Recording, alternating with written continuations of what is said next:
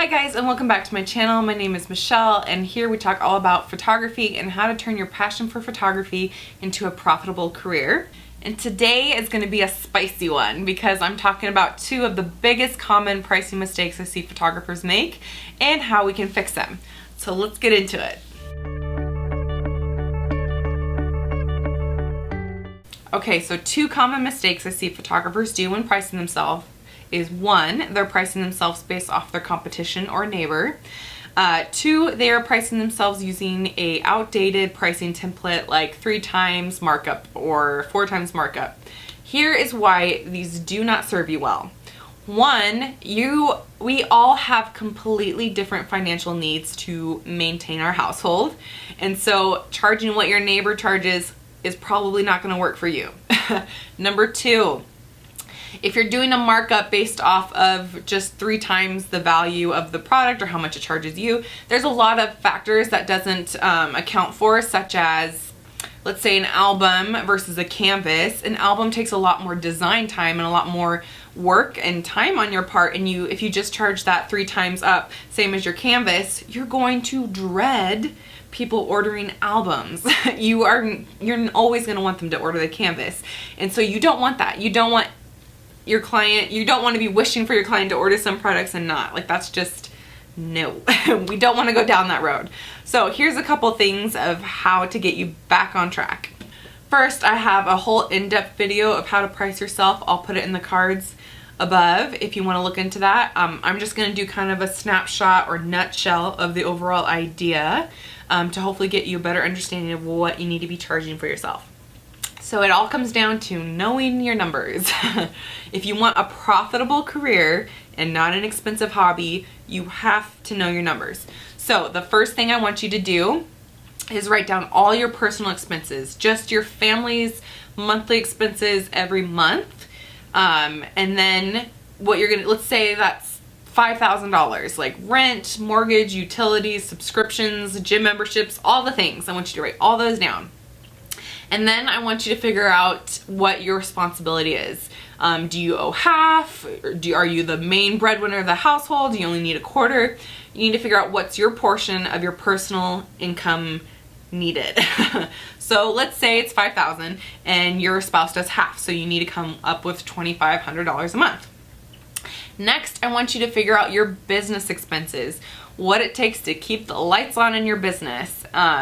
If you have rent, any overhead, website subscriptions, software, stuff like that, that's reoccurring fixed fees, not your variable cost of goods, just your regular keep the lights on fixed fees. Okay, sorry about that. My light keeps changing in and out, so I'm sorry if these clips are a little off on the lighting. The sun just keeps going in and out of the clouds. So, like I was saying, for the example, let's say that your business expenses are $250 a month.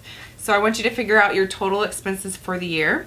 So you take your $2,500 a month for your personal, times it by 12, which is $30,000 a year, and then take your business expenses, which is $250 a month, times 12, which is $3,000 a year.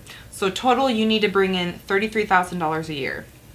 Now, the next thing I want you to do is to figure out how many clients you can realistically take a month. Let me say that again. I want you to figure out how many clients you can realistically take a month. The reason I say that is because I want you to take on clients that you can serve them well, from beginning to all the editing to delivery of the images. So I'm going to say 2 a week, which is actually a lot for me, but it's doable. So let's say I can do 2 clients a week. Excuse me, I'm getting over sickness. 2 clients a week, which is 8 clients a month. Next, you got to figure out how many months you can shoot in a year. So if you're from California, maybe you can shoot all year long, or if you have a studio, maybe you can shoot all year long. But I'm in Idaho, and I only have about 6 good months of shooting of good weather. So for me, 8 clients a month times 6 months, I can do up to 48 clients in a year. So then what I want you to do is to take the $33,000 of profit you need for a year and divide it by the 48 clients that you can take. Sorry if you can hear my dogs.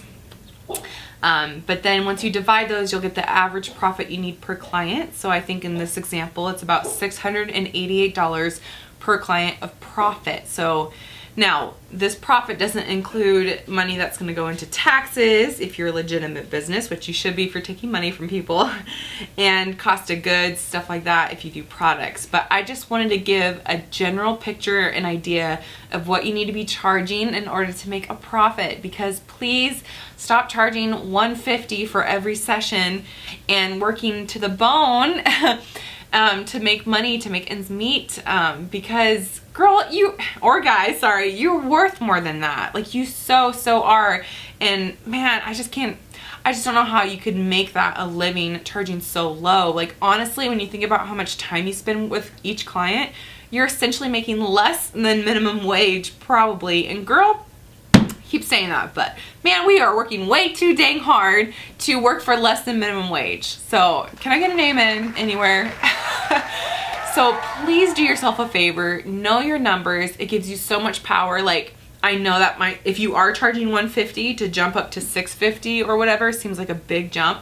But once you know your numbers and you know that that's what it takes to put food on your table, it'll give you a lot more empowerment to say, yes, I'm worthy of that. Like, my time is worthy of that. And it'll give you a little bit, hopefully, more of a backbone when charging. So like I said, I have a full video about pricing for profit, or how to price yourself. I will link above. I also have a free PDF, which I'll link down below, of just a little checklist of everything I said. I wrote down a list of things you should account for when you're knowing your numbers. So I'm hoping that helps. Please give this a thumbs up if you enjoyed this content, and subscribe if you haven't already. And I'm excited for the next video. I'll see you guys then. Bye.